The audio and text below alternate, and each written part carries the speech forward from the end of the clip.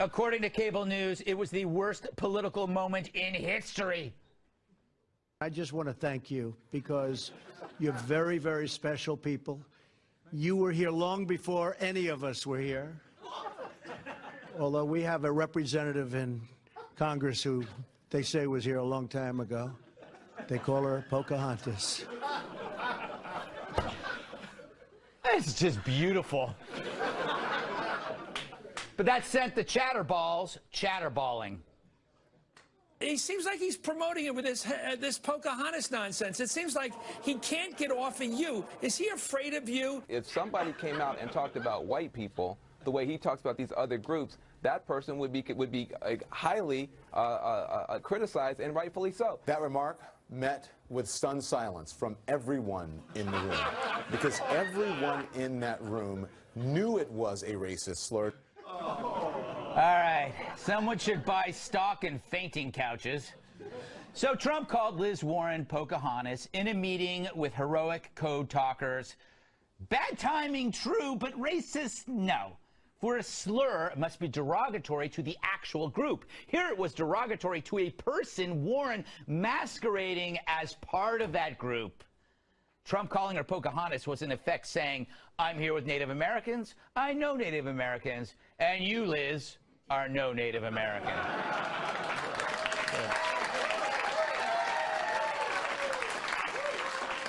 An old Lloyd Benson favorite. Here's an analogy. Let's say you're Joe Scarborough, and I'm sorry. And you lamely try to play guitar, and then you see him and you say, hey, nice tune, Hendrix. That's not a slur against Jimi Hendrix. It's a jab at Joe, who's making a mockery of Hendrix's art. It's like when Chris Cuomo says something really, really stupidly obvious, and Wolf Blitzer looks at him and says, no Sherlock.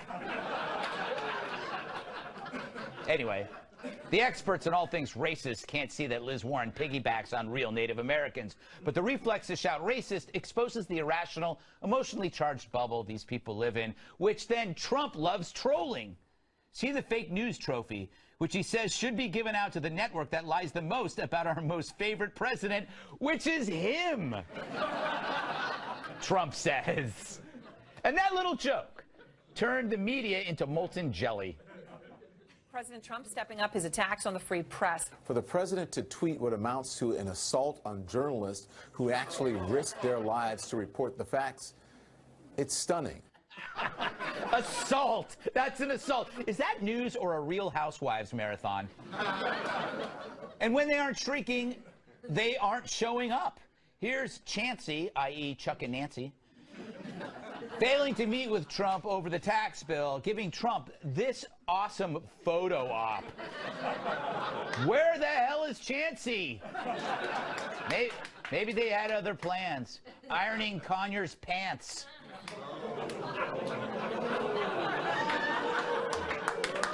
Hiding from Al Franken's tongue. Locked in Matt Lauer's office. All right, finally. Last but not least, the other no-show, CNN, boycotting the White House Christmas party. They said, quote, in light of the president's continued attacks on freedom of the press at CNN, we do not feel it is appropriate to celebrate with him. How nice of them. It's like Scrooge pocketing the coal and giving away gold. Thank you, CNN. It's a gift everyone wanted.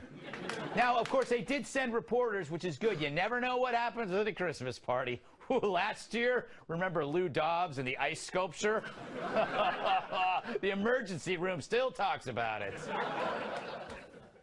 Now, being at Fox News, we love to poke Yuletide fun at CNN. They're the Tiny Tim of news, cute and pious. And have you noticed they must be shown in every airport, or Democrats complain? I wish I could do that with Say Yes to the Dress. But I get CNN. Why attend a party hosted by a guy who constantly insults you? Even if it's in Bill Hemmer's hot tub, it's not worth it. Sorry, Bill. But there are two reasons why CNN should have showed up. First, he is the president, so you should go. Even when Obama complained about FNC, we went. Even Kilmeade came, and everyone hates him.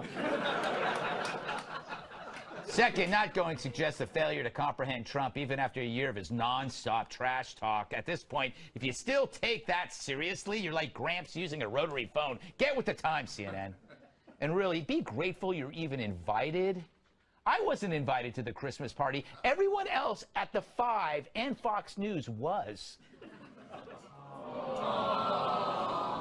I would have gone, even to play an elf.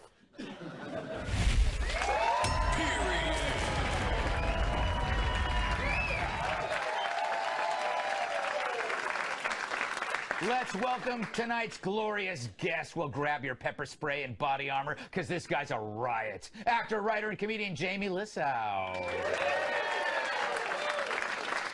She is so bright, you can see her from space. The Federalist staff writer, Bree Payton.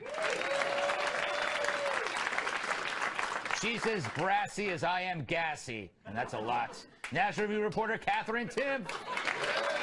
And finally, he can inflate a blimp in 3 breaths. Former bodyguard, my massive sidekick, Tyrus.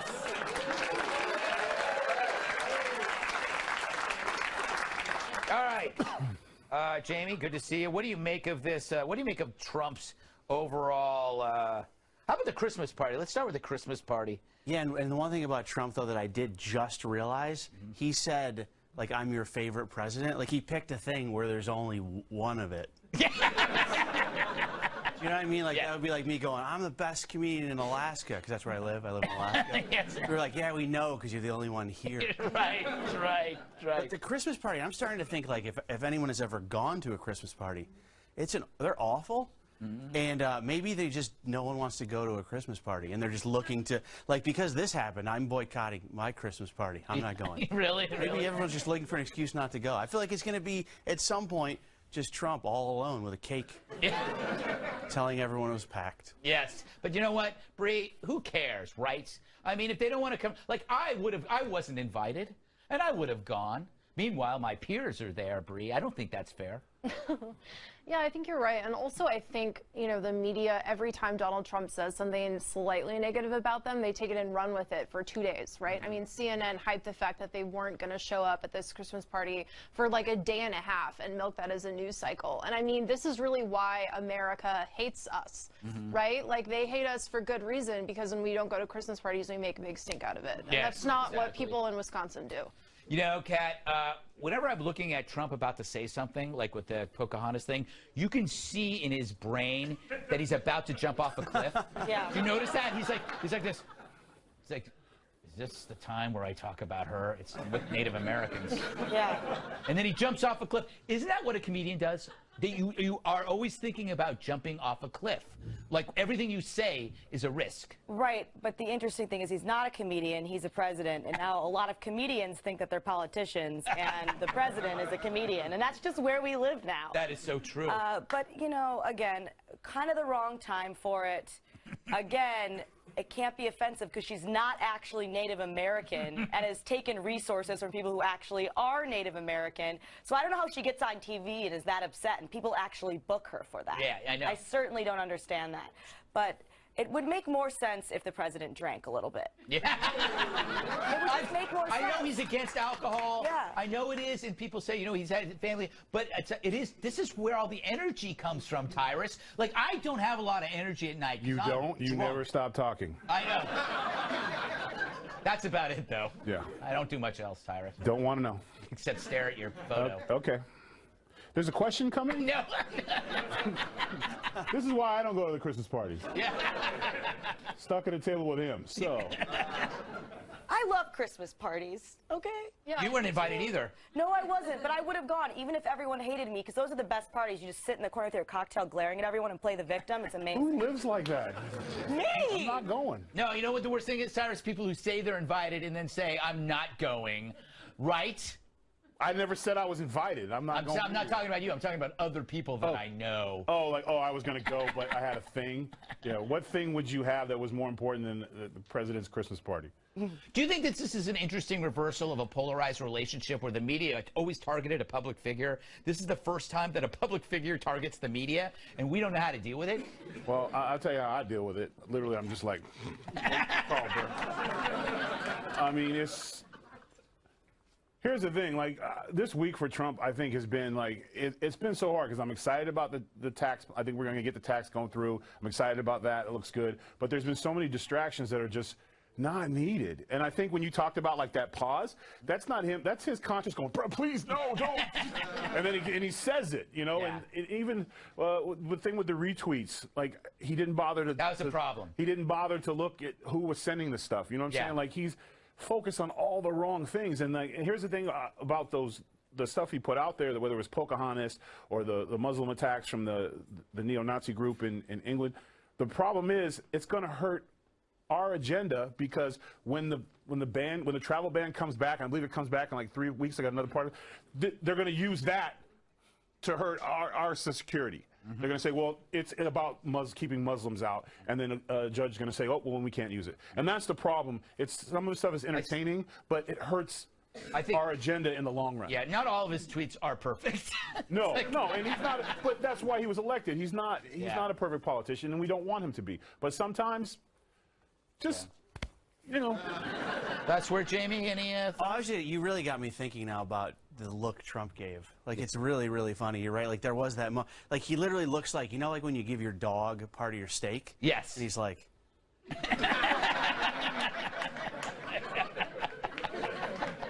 That's what it is. You know? And it's like, that is also the face that you see before people get suspended for a week from a TV show.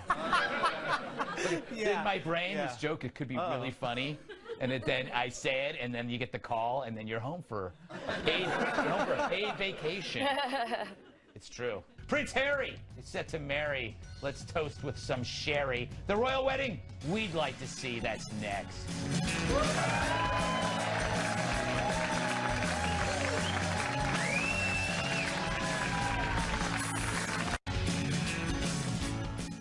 Prince Harry and Meghan Markle turn the world on with their sparkle. The two announced their engagement this week, a true Cinderella story. He's a royal prince, she's an American actress, and I'm a swarthy talk show host on the outside looking in. Surely he swept her off her feet with some grand romantic gesture. It's a standard, typical night for us. It's a cozy night. What were we doing? Just roasting chicken and having trying to roast chicken. Trying to roast a chicken. Roasting a chicken. What could that mean? What kind of code? What kind of sick things are these two people into? So the wedding is slated for May. I won't be invited to that either. As a rule, I don't care about royals or their weddings, but Meghan's one of us, an American, and she's marrying into, let's be honest, the monarchy of which our founding fathers fought and died to be independent. So this is a wedding I'm looking forward to. I can already imagine the promo. Are you ready to get kicked in the family jewels by the next generation of antiquated government? Watch two great nations bury the hatchet from the War of 1812, 206 years later. It's the Wedding Royale Extravaganza, live from an old red phone booth. Witness the mover, the shaker, the Nazi costume maker, Prince Harry, as he ties the knot with American actress and aspiring chimney sweep Meghan Mama Markle.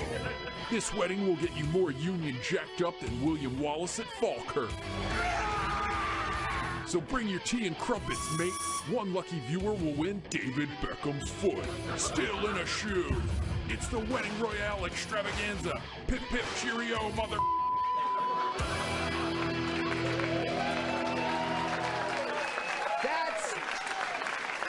That is how America does a royal wedding.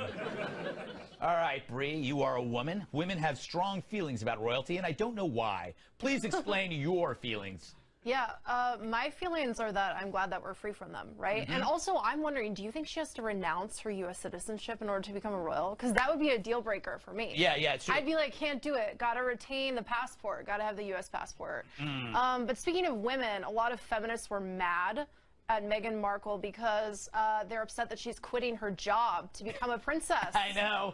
Which is funny. There's a lot of things going on there. But, I mean, she's liberal, right? So you would think, like, if I was a liberal, I'd be so happy that now the newest generation of royals is going to have this liberal person who loves Hillary Clinton and wrote fan letters to her. Yeah. So the logic there doesn't really make sense. It doesn't. You know, Kat, I'm thinking about her ex-husband. He must hate this because I bet he was sarcastically calling her princess during the divorce. I hate this, Greg. Why? Tell me. I'm offended because a lot of good men fought and died in the 1770s for my right to not have to care about an English wedding. Yeah, it's true. Thank you. There's attendees of the Boston Tea Party who are very upset at you for bringing this up. I don't like weddings. Okay. Yeah, I don't like know. wedding stories. I'm so alone. This morning, I literally woke up next to a book of Sylvia Plath poetry with my cat asleep on top of it. Oh my God. That's too much. That's like a die alone starter pack. Now you're asking about an English wedding? Come on, give me a break. Oh my God. USA! USA! Yes. Thank you. I hope you have an electric oven. Yeah. Okay. Anyway, Tyrus. Huh? I need your perspective on this. Is it weird that, like, the concept of royalty seems that it's weird in the Middle East, but we find it adorable here. Do you understand? It's weird in the Middle East when you see the guys in the long robes, but we love it in England. The long robes. I am so culturally inept. Oh man, if I could just That was your characterize- question, by the way. You know what? He could have asked me the square root of 360. I still have the same answer. I don't care. Come on, but you gotta have it. Here's my opinion. I don't care. No. I give. Oh man, what's my little? I give a rat's ass about what. See, that's what I did. I made mine principled. Nepotism born into some money guy does as far as getting married in England. I just don't care. I got too much stuff going on around me to care about what. I mean, their tree line, their family line goes like that. I mean, I just don't care. All right, I get it. You don't, We don't care. One person I know texts me like, bro, guess what? Yeah, I know. The Prince. I know, dog. I know. It's the Super Bowl for some people. I would call the other gender, Jamie. But what do you? I think you're excited about it as a male, about the ring, and that was exciting. Yeah, and you know, Greg, I've been married for a long time, and it's been 14 years as of this past. Congrats! And I'll be honest with you guys, I don't even remember the last time we roasted chicken.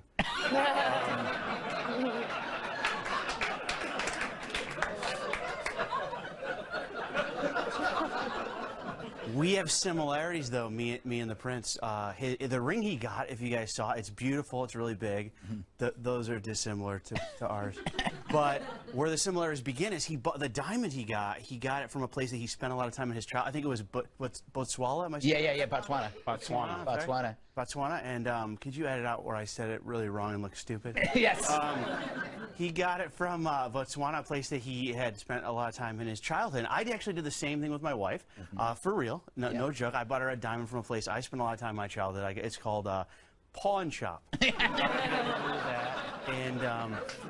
And they also said, remember they used to tell you, like, use 2 months salary for your. I just picked 2 months when I was not working, and so it's a smaller ring. But I'm excited for them. Good for they look happy. I just think I keep going back. You gotta hate it when an ex improves on you. You know what I mean? It's like it's in an odd way because she's marrying Prince, and he's got to be jealous of her. It's a weird thing. It's like he's kind of like, I could have married a prince. Whoa, Greg, let's not be so quick. Sometimes when they leave, you're so excited and you're just thinking to yourself, you poor bastard. Enjoy, bruh.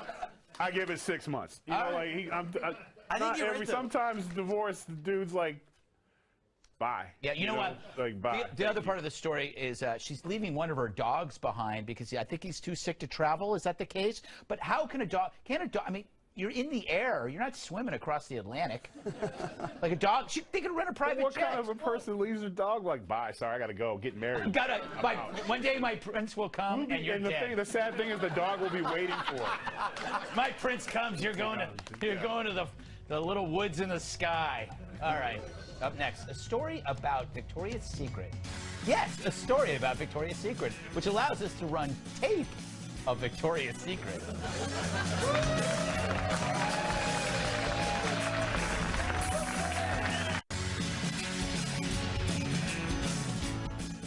There's foul play among the lingerie. Leftists declaring martial law on the lacy bra. Social justice warriors accuse this week's Victoria's Secret fashion show of cultural appropriation. Primarily a segment called Nomadic Adventure, which featured costumes inspired by tribal and Native American dress. Wrote one sad blogger, quote, putting non-Native models in traditional Native dress should be recognized as, at best, incongruous. Did I say that right? I've never said that word before. And at worst, offensive. Incongruous? Incongruous? Anyway, now I didn't watch the show because I was working out. It was quad night. But it's an important story. It's an important story because it's the exact opposite of something happening at Brown University. Get this. According to the College Fix, the school is changing its grad school application to allow students to self-identify as persons of colors. So to sum this up, in a social justice warrior's world, a white girl can't wear the headdress of a certain culture, but she can totally identify as them. Makes perfect sense. Isn't that right, Captain Furball?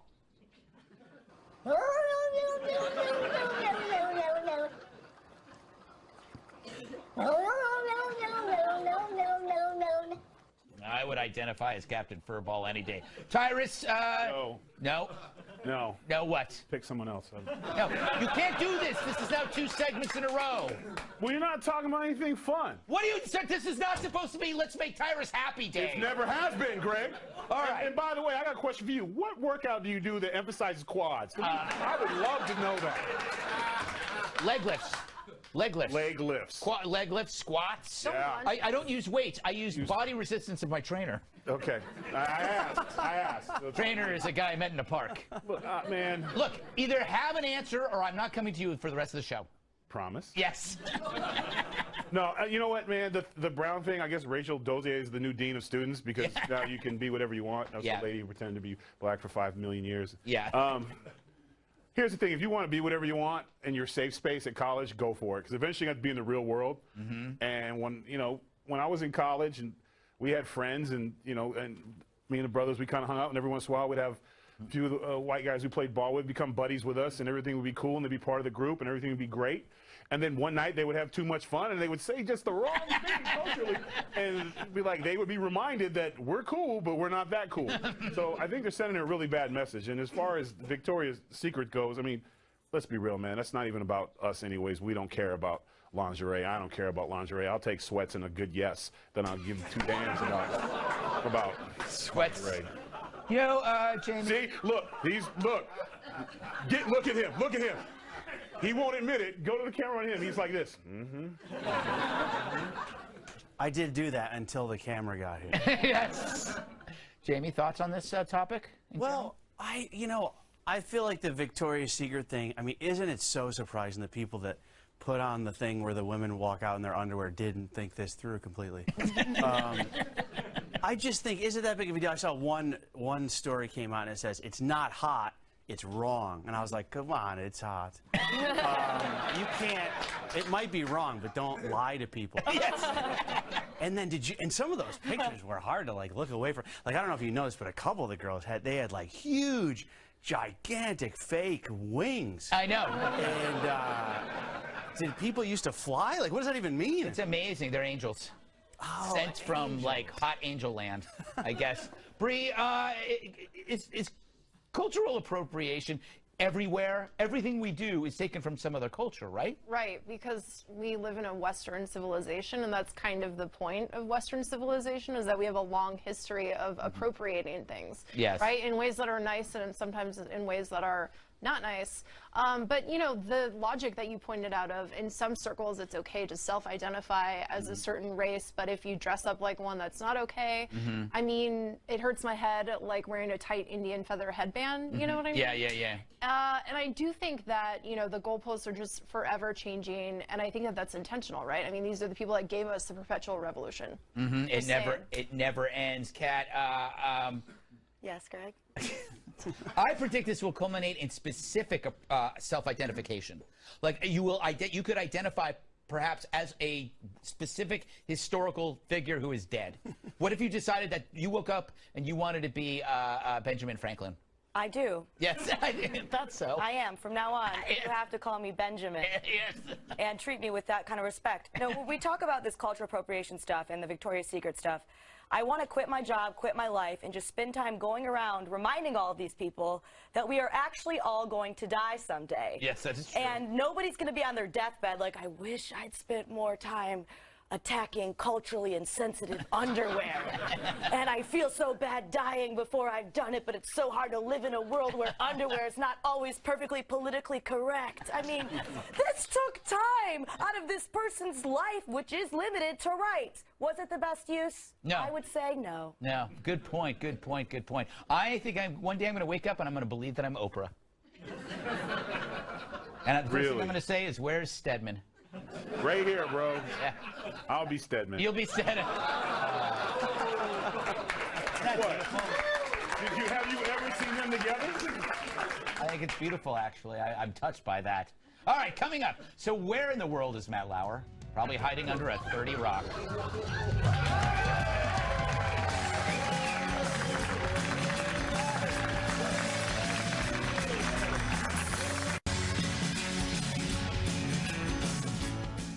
Here today, gone tomorrow.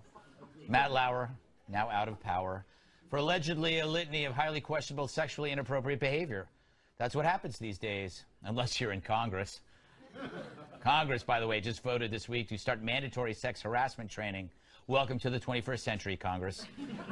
Meantime, a Detroit attorney named Dana Nessel is running for Michigan Attorney General on this platform. We need more women in positions of power, not less. So, when you're choosing Michigan's next Attorney General, ask yourself this. Who can you trust most not to show you their penis in a professional setting? Is it the candidate who doesn't have a penis? I'd say so. It's come to that. And how all of this is having an effect on office Christmas parties. Vox Media is ditching its open bar to help curb unprofessional behavior, which seems absurd. Martinis don't grope people. People grope people. Yes, a strong, powerful message, Kat. What do you make of this whole thing, Kat? Do you want to talk about the death of the open bar? Yeah, well, the interesting thing about this no alcohol party, which I can't believe I just said interesting and no alcohol party in the same phrase there, is that all the news doesn't really have anything to do with alcohol. Right. Matt Lauer, totally sober when he apparently asked for that little rape button underneath his desk, and everyone else who helped him install it as if it was normal was apparently totally sober too. These people were at work. It's not alcohol, it's that he's a bad dude and he's a predator. And we need, bad dude, predator. And we need to take men out of positions of power if they are abusing their power to prey on the weak. Don't take our booze. That's not what we need to take away. You know what really ticks me off is when a trend occurs and soils a word. The movie Predator is so good. It is. And now you can't. I don't think you can watch Predator anymore, Jamie. It's so. You ever seen the movie Creepy Rapist? You can't even say that anymore. I think. Let me ask you about this open bar thing. Is this kind of like an unnecessary consequence of fear and panic, or is it legit? It's weird, man. I have never been to a wedding that did not have an open bar because I don't go. I think it's a good message. It's a message of saying, hey, nobody's getting blasted at this party and doing something they regret unless they bring cash. Yes. That's the barrier to entry. Right? Don't you just buy drinks? Yeah, no, I'm afraid you're going to have to buy drinks. You know what I do like, though? I've drank in my past. I had a very storied drinking career. And but I do like that it takes away, I think it's the amateur drunks that cause the most problems. You're right. And I feel like the professional drunk is going to drink anyway. He's going to drink beforehand. The Christmas party is where you have people that don't normally drink. Yes. Drinking in the open bar being free is an opportunity for bad things to happen. Yeah, so I don't mind it at all. Yeah, they call it the amateur hour, Bree. What do you make of this story? You know, if you had told me a year ago that sexual immorality would be cool again, I wouldn't believe you. And if you were saying that Vox is forging the way, I definitely wouldn't believe Yes. you. But that's really what's happening now, right? And the whole thing is really funny because they're the same people that made fun of Mike Pence. Right. For being like, oh, I don't get trashed with other girls who aren't my wife, right? Yeah, they were like, wow, how backward. And then the Christmas party, that's the theme, right? Being sober. Yeah. So that's just interesting twist. Yeah, the Pence thing was, I'm never alone with I anybody. won't have who isn't dinner my with a wife. woman unless my wife is present. Yeah, exactly. Genius. Yeah, it is. Do you agree with him? I have to. Yeah, yes. I have to. Here's the thing about the open bar and Congress getting sexual harassment training. I'm assuming that when you get into political office, you've had another job, you've had education and life experience. Do you really need training on what is right to do and what not right to do with another human being? So, and to put it all together, bringing up things like the open bar, bringing up things like training, it's because we can't have that conversation yet. Yes. We cannot have a real conversation about sexual harassment. We cannot, until we're able to have a real conversation when we say things that maybe you don't want to hear, but it's the truth. Until we can have that conversation, we're going to continue to do things like this. We just can't have it. We can't have a conversation because the uncomfortable questions about it can get you into trouble. You could lose your career off asking an honest question. Yeah, so you can't. You just don't. So we can't. Until we have that conversation, it's the conversation that you're having when you're not in front of a camera, when you're sitting at home or you're in a coffee shop or whatever. Yeah. We can have that conversation on this platform, then we'll see some change. Where are all, I got a good point. Good point. Gotta go. I'm just wondering where all of these men are going when they get shamed. Is there like a retirement community for older handsy men? They're all just wandering around. They're all in their late 60s or 70s. Matt Lauer's 86. I would imagine. You know that? I would imagine it's a lot of watching Law and Order. Yeah. And sitting around and going. They have like robe watch. Yeah. All right, is everybody's robes closed? Anyway, coming up, some people want to ban glitter. What will they come for next? Hopefully not Elmer's glue. It's delicious.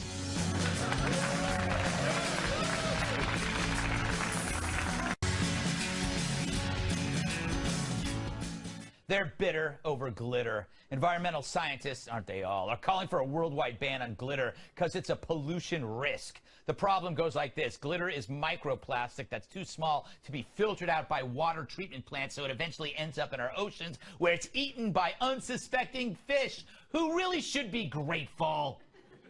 But the point is, we eat those fish, the fish that ate that glitter. But here's my problem. Without glitter, my cat wouldn't look so awesome.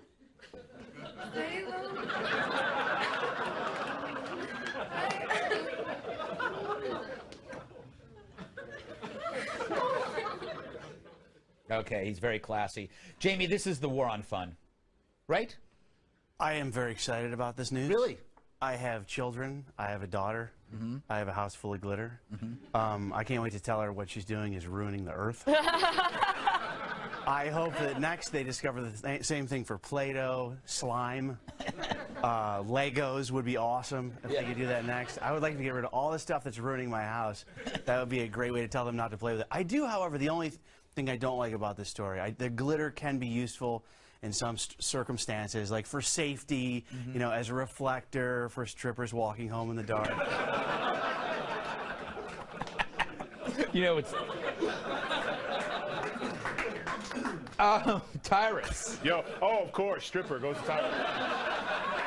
I haven't, no, actually, wait till I get to the question. You're going to actually be angrier. Great. Do you know that glitter solves crime because it's an excellent forensic evidence tool? Because there are thousands of different commercial-style glitter. So when they find glitter on a crime scene or a murder scene, Tyrus, they can trace it back to the person because there's so many specific types of glitter. So if you ban glitter, you're actually going to allow murderers to run free, Tyrus. Oh, my God. Oh, wow. Yes. I'm so excited. I thought it was just to stop ruining marriages. Guys coming home from the strip club with glitter. Now it's gone. So you can say, I was at the golf club, honey. You know, this glitter, I don't know where this glitter came from. You know, glitter, confetti, like it's all that stuff's mixed together.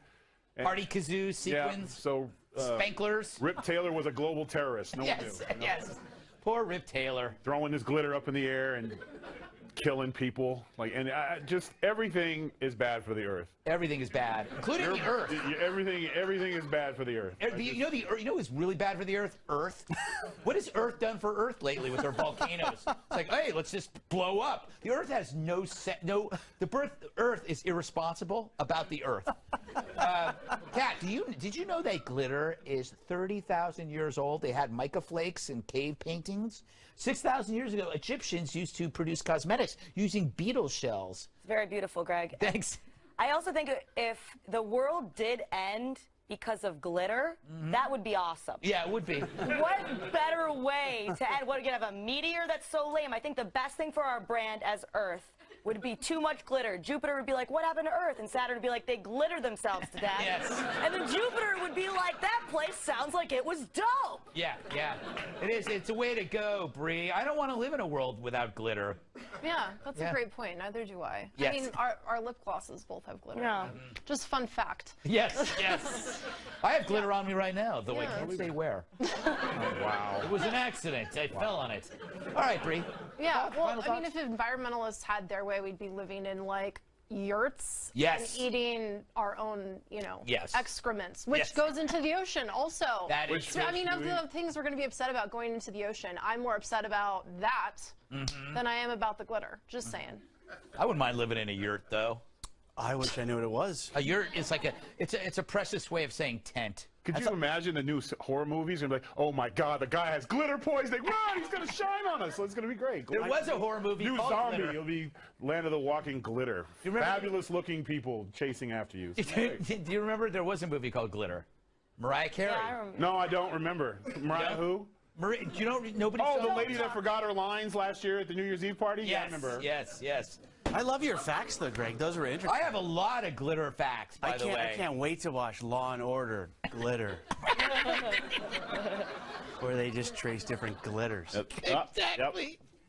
Glitter. Do you know that there are over, I think, 100,000 different types of glitter?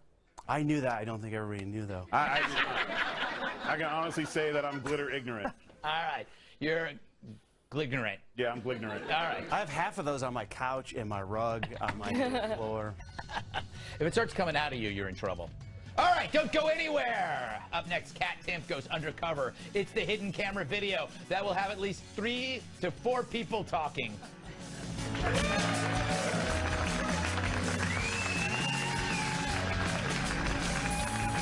Finally tonight, Kat has something to share. Kat!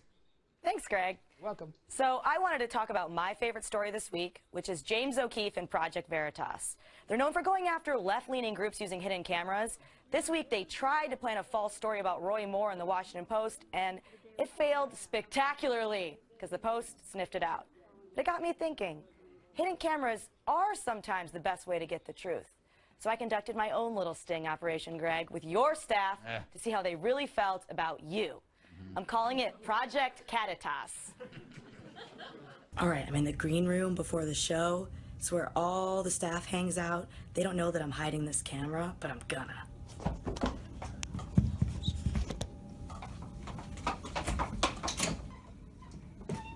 Hey, Kat, it's almost showtime. Awesome. Do you have a second? Yeah, totally. Has Greg ever behaved inappropriately at work? If you would consider how he mentors at-risk youth, I would say yeah. What's the best thing he's ever done for you? You know, he gave me his kidney, right? I mean, I was a goner for sure, and he was like, here, take mine. You seem pretty excited about that. Well, it's like Greg always says, I might be O negative, but it's okay to be positive. He says that. All the time. What's the thing that bothers you the most about Greg? We each have to give him a bite of our lunch, and if he likes it, he keeps it. I could do without that. Damn, dude. Anything else? Yeah, one time on Christmas morning, he made me come into the office just to make sure his computer was turned off. Has Greg been acting weird lately? Yeah, now that you mention it, he was late to our meeting the other day, and he only said sorry once. He didn't say sorry more than once. Can you believe that? Really doesn't seem that weird. Yeah, but then later that day, I smiled at Greg, and he didn't even smile back. Granted, I was watching him on TV, but I still think he should have known. Maybe you're the weird one. That's very possible. So how long you been working for Greg? About 10 years. Oh, wow. Yeah, worst 10 years of my life. So why do you still work for him? When I tried to quit, he showed up at my house wearing a trench coat, holding a boombox, playing the song "In Your Eyes." That's scary.